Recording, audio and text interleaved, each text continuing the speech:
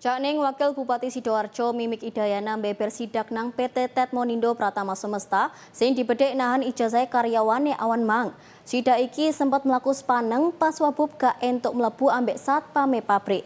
Tapi gak let suwe puluhan capete karyawan pabrik tandon iki nerabas sampai wabub iso mlebu nang jero pabrik.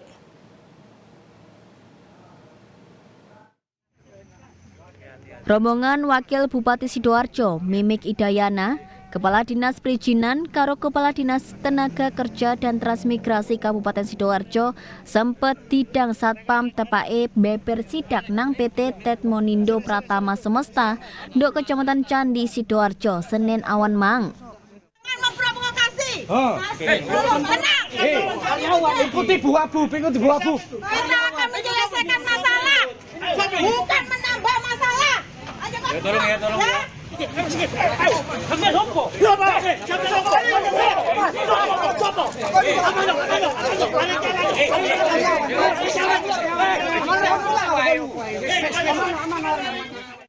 Sidak iki dilakoni polahe perusahaan sing gawe tandon banyu iki dibedhek nahan ijazah puluhan capete karyawane.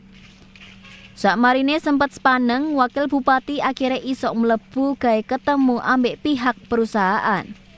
Ketemuan iku mlaku ketutup kira-kira sak jam setengah. Sakmarine rembukan, Wakil Bupati Mimik Idayana mastekno pihak perusahaan bakal mbalekno ijazahe capete karyawane sing ditahan. Saliyane iku, perusahaan semoyo ngekei hak-hake karyawan sing di PHK tanpa potongan utawa tebusan. Masih wis ana putusan iku, kuasa hukume capete karyawan Dimas Yemahura ngomong gak bakal njabut repotane sing wis diumbulno nang polisi. Sauntara Wakil Bupati Mimik Idayana negesno, Pemkab Sidoarjo bakal ngawal terus niat apike perusahaan nang capete karyawane sing sadurunge ijazah ditahan. Sadurunge PT Tetmonindo Pratama Semesta dibedhek nyunat bayarane karyawane polahe kelangan barang rupa matras abote 3 ton.